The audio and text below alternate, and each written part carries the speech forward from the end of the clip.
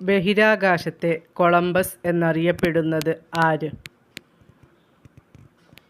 Yuri Gagarin. Yuri Gagarin ബഹിരാകാശ യാത്ര നടത്തിയത് ഏത് വർഷം? 1961. ഇന്ത്യയും ഫ്രാൻസും സംയുക്തമായി നിർമ്മിച്ച കാലാവസ്ഥാ ഉപഗ്രഹം ഏത്? മെഗാട്രോപിക്സ്.